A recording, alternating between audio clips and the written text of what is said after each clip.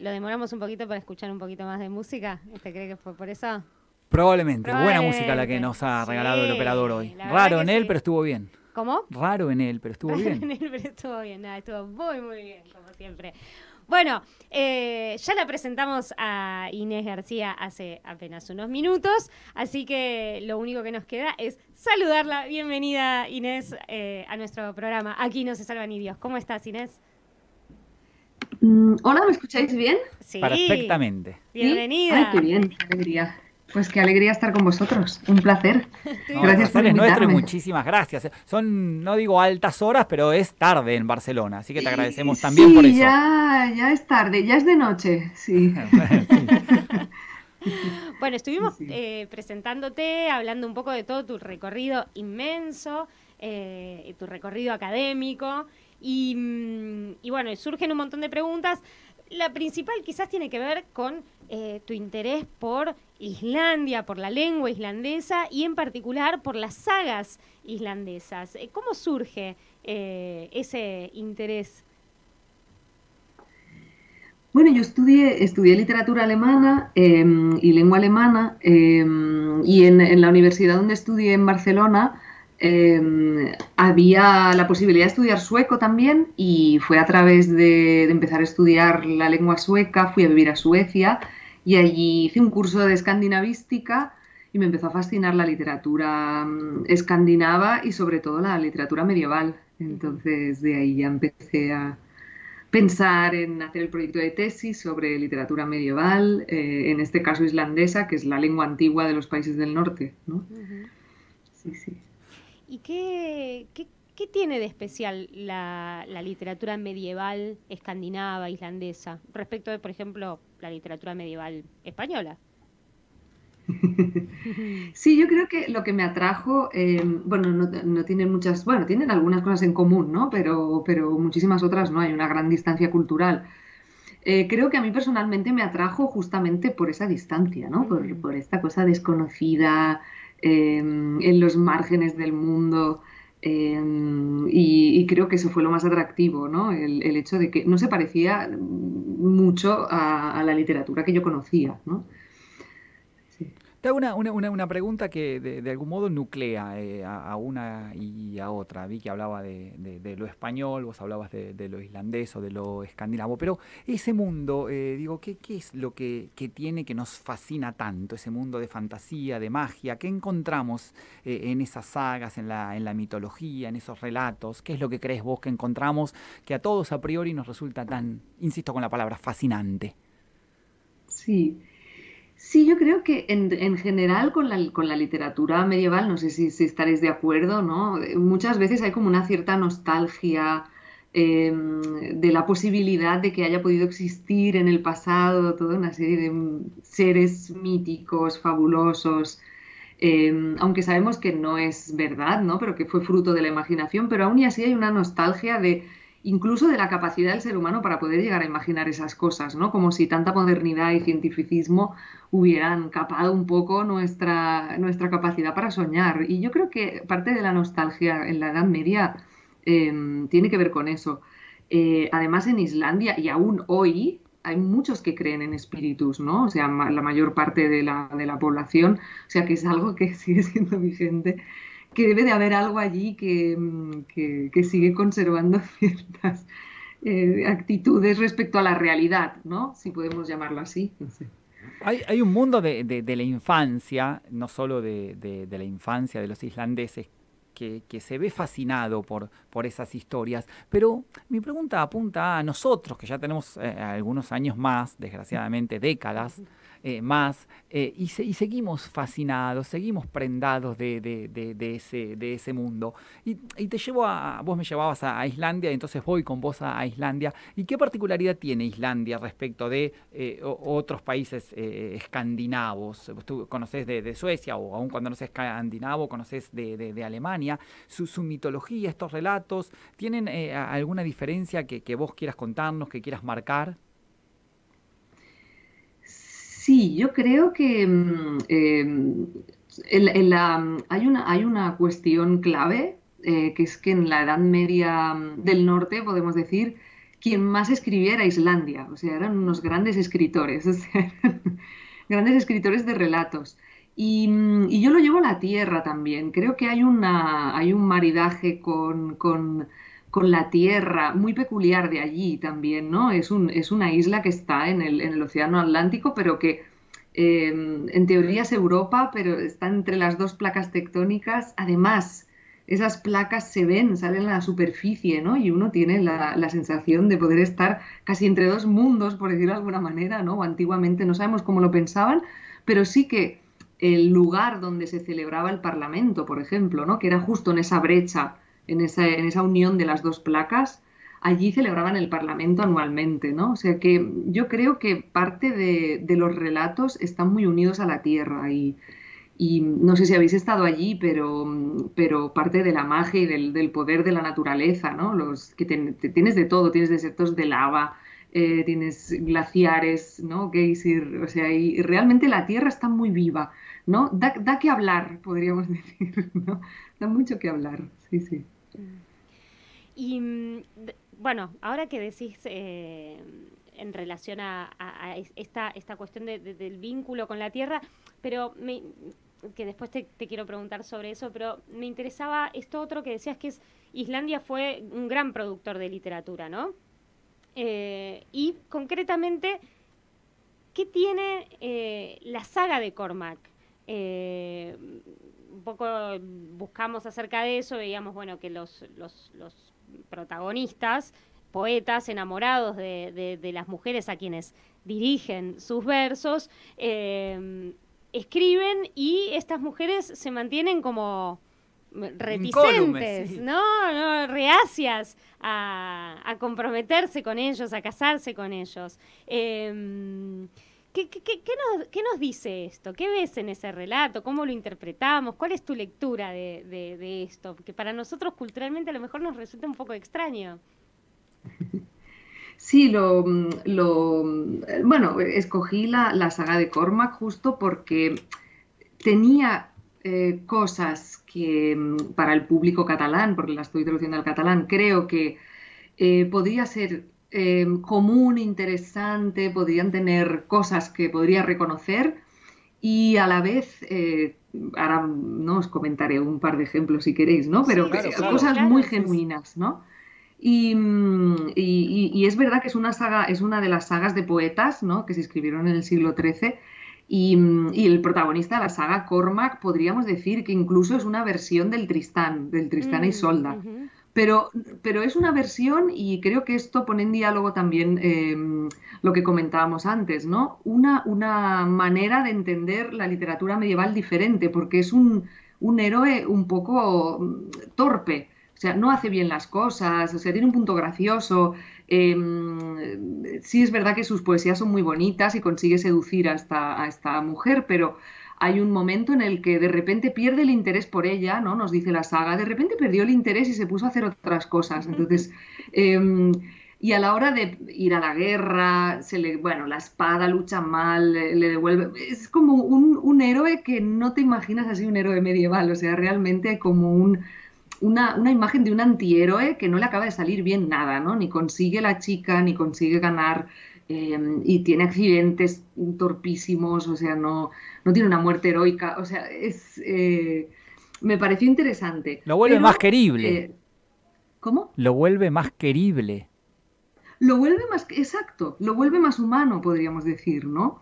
Y sí que es verdad que en los poemas, por ejemplo, yo creo que si conocéis la poesía trovadoresca, ¿no? Hay motivos que son iguales, ¿no? Habla de los ojos, ¿no? Como fuente de amor, todas el ensalzamiento de la mujer, todo esto está ahí, pero con sus propias metáforas, ¿no? Que son muy genuinas de esta literatura, ¿no? Y te pueden había una que era el cielo de las cejas para referirse a la frente, ¿no? Entonces me apunta unas cuantas, ¿no? El árbol de la batalla para referirse al guerrero.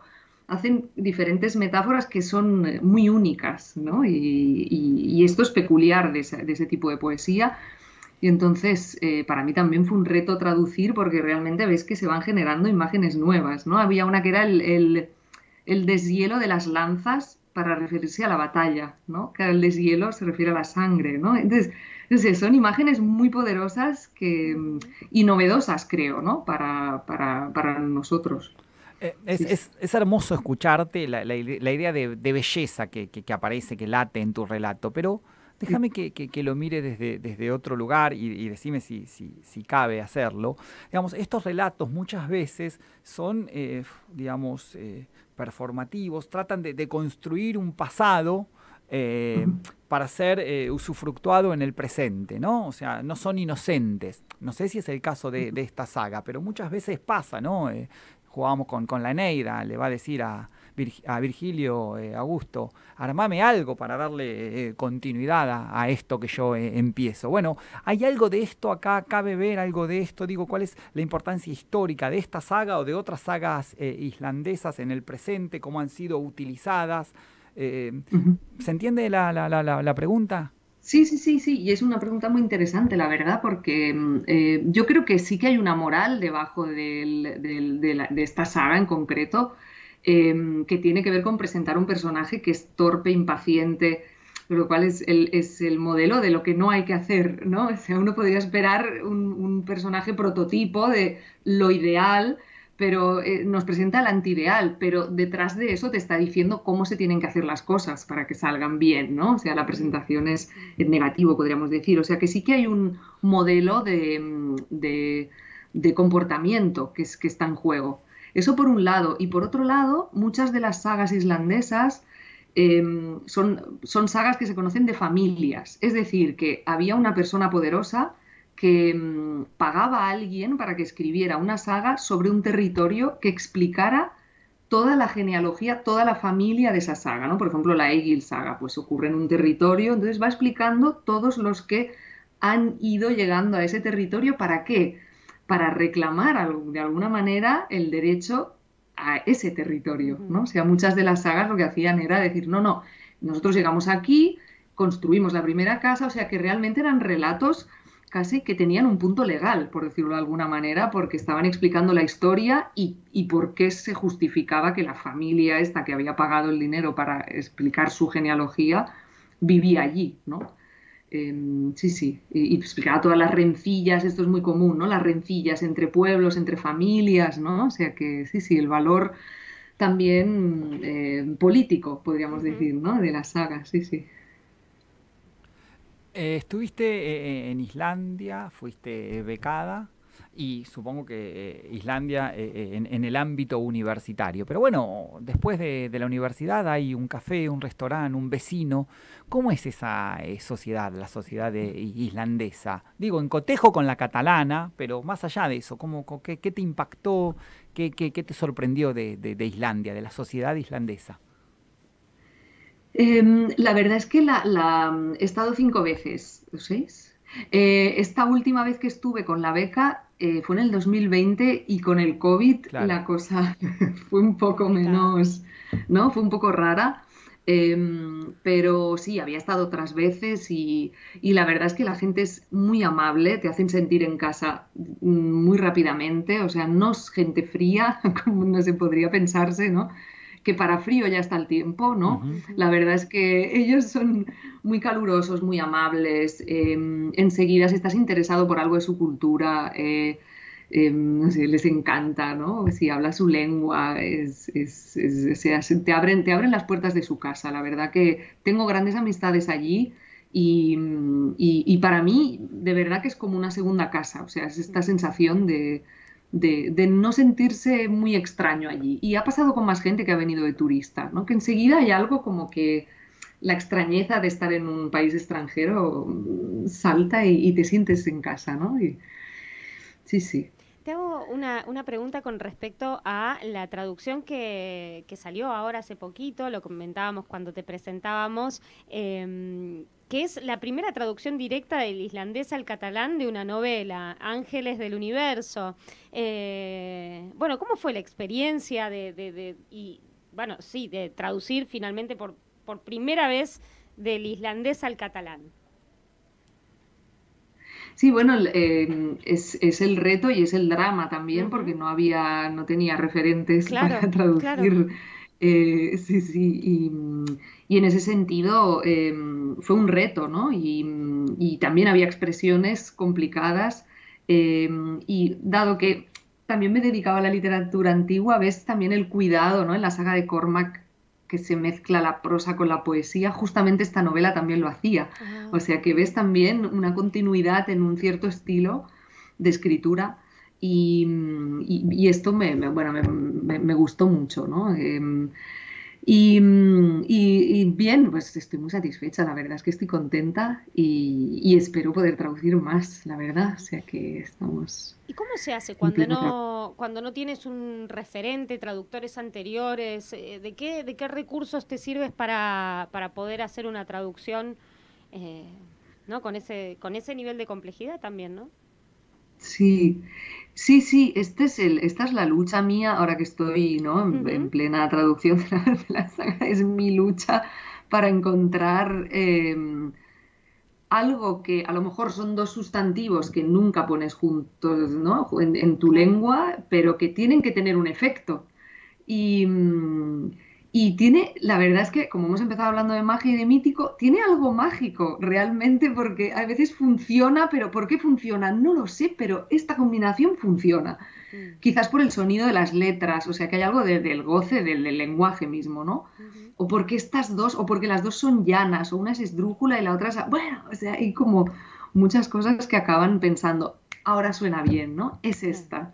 Y, y muchas veces va por ahí. También lo comentas con colegas traductores. Oye, mira, he traducido esto así, ¿qué te parece? ¿No? ¿Te suena bien? Y la verdad es que uno puede pensar que la traducción es un trabajo solitario, pero no al menos en mi caso no lo ha sido, ¿no? O sea, me he sentido acompañada y ya he tenido un punto también de coral, por decirlo de alguna manera, ¿no? De que uno va explicando sus problemas como quien explica sus problemas de trabajo, ¿no? Pues mira, oye, es que me he encontrado con esto, no Es sé muy qué hacer. importante leer en Y, voz alta la musicalidad, ¿no? En esto que vos estás exacto. contando. Mm, A mí me pasa, yo soy sí, abogado con sí, dictámenes y a veces digo, lean en voz alta para que veas a sí, veces hasta las cacofonías. Digo, Sí. dale, flaco, le digo a algún exacto. otro abogado que hace un dictamen sin el nivel de detalle seguramente con el que vos trabajás.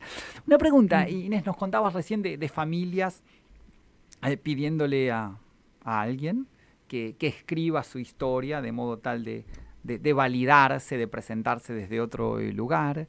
Pero en definitiva eso es historia y eso es literatura. ¿Y cómo pensás esos límites a veces tan próximos y a veces tan difusos, ¿no? Entre historia y literatura? ¿Cómo resolvés ese dilema que quizás se te plantea a veces? Sí, yo creo que es un problema bastante moderno. Yo creo que no tenían ese problema antes. Yo no creo que a veces uno echa en el pasado miradas suyas, no puede ser de otra manera tampoco, ¿no?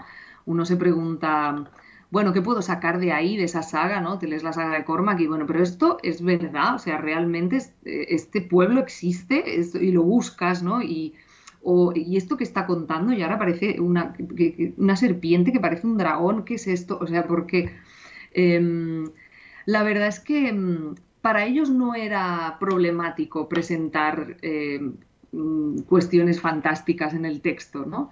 Y puede ser que, no sé, que tampoco fuera del todo un texto histórico como nosotros lo veríamos ahora, simplemente por el hecho de que haya esos elementos fantásticos, pero yo creo que se puede hacer un buen uso como documento de las sagas. De hecho, en Islandia, muchos de los sitios en los cuales han ido a excavar, que los han leído en las sagas, en muchos de los casos han acertado. O sea, realmente allí había algo, había un asentamiento, o había una tumba, o había una. O sea, que realmente sí que se.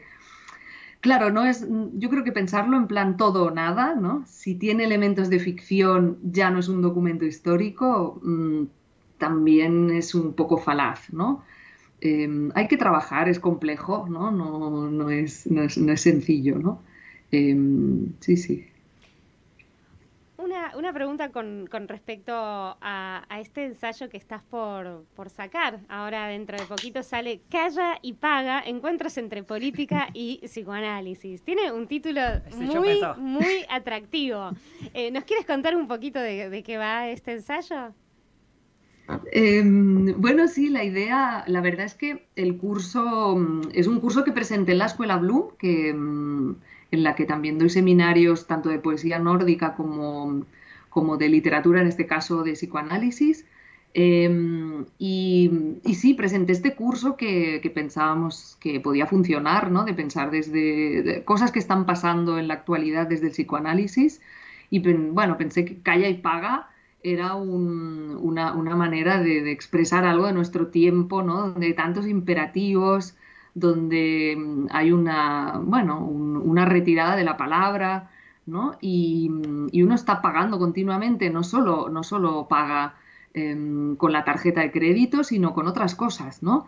O sea, qué maneras tenemos de pagar de todas las repeticiones que vamos haciendo, de todas estas series, ¿no? Y de todos los momentos en los que callamos. Y bueno, se va analizando un poco, pues, desde, no sé, pues hablo de fenómenos como el ghosting o el Tinder, ¿no? Hablo un poco así Sí. de la tinderización de los vínculos, de la serialización, los selfies en serie, ¿no?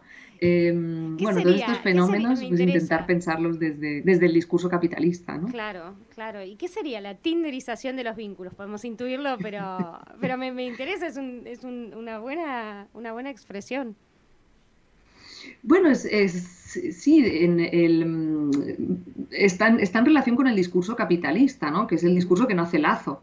Entonces, ¿qué ocurre con el lazo social? Y yo creo que una manera de ilustrarlo, ¿no? Es la manera en la que funciona el dedo un poco en la pantalla de Tinder, ¿no? Que uno va pasando y realmente no hay un vínculo, sino que hay una serialización de encuentros, podríamos decir, ¿no?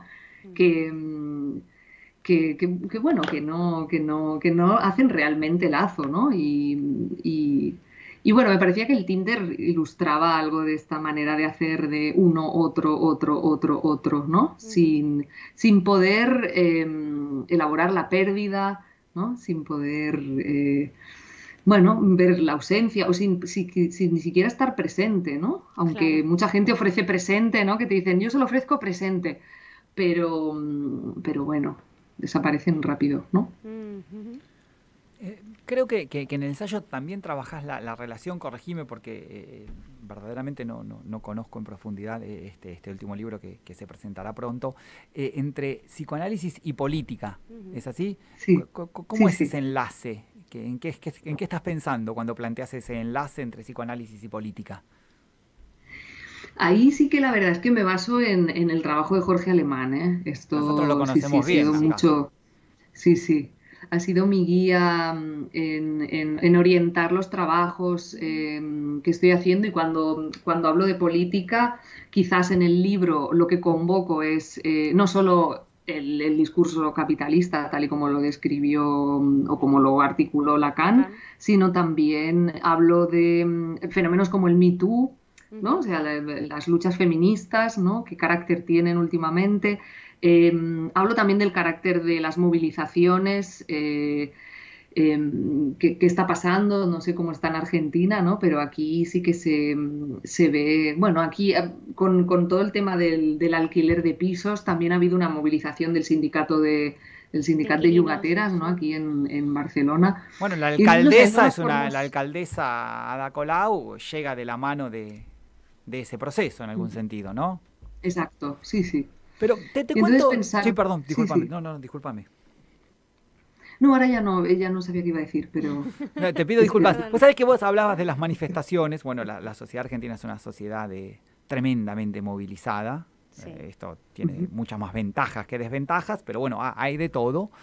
Pero Uriol Alonso Cano, así Sí. se pronuncia, Sí, sí, sí, Uriol. charlaba con nosotros el pasado jueves y él en algún sentido se quejaba de la falta de movilización. No sé si ujú, decir una sociedad adormecida, pero de algún modo ujú, flotaba en las respuestas de Uriol esa idea de ujú, la sociedad argentina sí que es una sociedad demandante, bueno, tiene mucho que demandar, ¿no? Pero Mm. hablaba de la sociedad ujú, catalana como una sociedad adormecida. ¿Es esa tu ujú. mirada o no? Sí, sí, yo estoy de acuerdo. O sea, a pesar de que ha habido ciertas cosas que se han articulado bien, ¿no? Como ponía el ejemplo del sindicato de Yugatés, yo creo que en general se ha desmovilizado mucho en relación a otros momentos, ¿no? Y en relación a otros momentos de la historia casi, ¿no? Y yo veo un cambio de paradigma de esta conciencia de clase, lo ves mucho en las movilizaciones de trabajadores, ¿no? En esta conciencia de clase que antes había, de la explotación, ¿no? Cuando había un amo visible. Y ahora con estos jefes que uno no sabe quién son, cuesta mucho movilizarse, ya no se habla tanto de explotación laboral o no tanto, aquí por lo menos se usa más la palabra precarización y la explotación sí que tiene un explotador, pero la precarización, no sabemos quién es el agente de eso, ¿no? Entonces es todo más disuelto y yo creo que eso desmoviliza muchísimo, la verdad, ¿no? No sé si... Sí, sí, es muy Sí, interesante es igual. la importancia del lenguaje, lo que el lenguaje connota. De todos modos, nosotros, cuando se discutía la reforma laboral, que en algún sentido había sido una idea española, la trae un ministro Caro Figueroa cerca de 30 años atrás, hace 30 años y más o menos, lo que se discutía es si la iban a llamar, la presentaban como la modernización laboral y otros hablaban de la precarización laboral, lo que efectivamente era, Ajá. y cómo la potencia con la que uno llegaba a la batalla si lograba titular ese fenómeno de efectiva precarización de los laburantes, así le decimos nosotros a los trabajadores, como precarización y no como modernización, ¿no? El aura de la modernización, para jugar con la idea de connotación del lenguaje. Es un proceso al cual, bueno, no sé, el mercado no es ajeno. Lo de precarización, que supone denunciar, a la vez oculta u omite quién es el que saca la tajada, ¿no? ¿Quién está detrás, no? Sí, sí. Que a veces es uno mismo. Yo creo que estamos en un paradigma en el que uno se acaba explotando a sí mismo ya, ¿no? Entonces, al final uno se tiene que manifestar con uno mismo en casa, ¿no? Bueno, es la cuestión del vínculo nuevamente, ¿no? Sí, sí, que está un poco en crisis. Contanos alguna particularidad de la sociedad catalana o barcelonesa en relación al resto de España, si es que la ves, si es que la hay, si a partir de esta idea de independencia hay algún fenómeno que se haya perfilado exclusivamente en Cataluña y España sea ajeno a él, algún grado de movilización mayor, algo que veas en las corrientes profundas de la sociedad catalana, si es que existe, no lo sé. Sí, aparte de toda la cuestión política, ¿no? De entender el Estado de otra manera, que creo que esto ha llegado a los medios, ¿no? O sea, de pensar el Estado, bueno, de pensar, de tener el derecho de pensar el Estado propio, creo que esto es diferente del resto de España.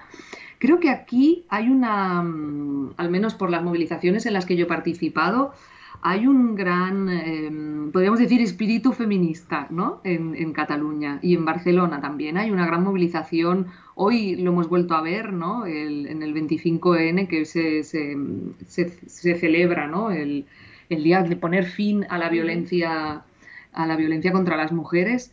Y creo que es una comunidad y es una ciudad con mucha tradición feminista y de lucha de mujeres y creo que eso ha llegado también a la política. O sea que hay muchos políticos que tienen esto presente, ¿no? Y creo que esto sí que marca una diferencia con el resto del país, ¿no? Pero eso representa, Inés, discúlpame que me adentro tanto en la política, no sé si es tu métier, creo que sí, pero eso representa verdaderamente una diferencia, porque uno ve, a mí me gustaba Manuela en Madrid, o me puede gustar Ada Colau en Barcelona, pero representaron cambios significativos, uno también, no sé, puede pensar en Esperanza Aguirre, en Ayuso. ¿Qué trajo la participación de las mujeres en lugares de notable poder? En términos de cambio, más allá de la novedad de son mujeres, ¿qué otro cambio ves? ¿Cómo se materializó la aparición de la mujer en cargos, insisto, tan relevantes? Sí, sí, no, yo creo que sí que cambia ciertas prácticas y ciertas dinámicas. Yo sí que lo creo. O sea, pero claro, una cosa es si eso tiene un impacto, no sé cómo, significativo, has dicho, ¿no? Yo creo que no tiene un impacto significativo. Creo que puede cambiar ciertas prácticas a menor escala, pero no sé si eso tiene un impacto significativo. Y en ese sentido sí que puede ser muy similar a la política que se está haciendo en el resto de España, ¿no? Que es conservadora, neoliberal, etcétera, ¿no?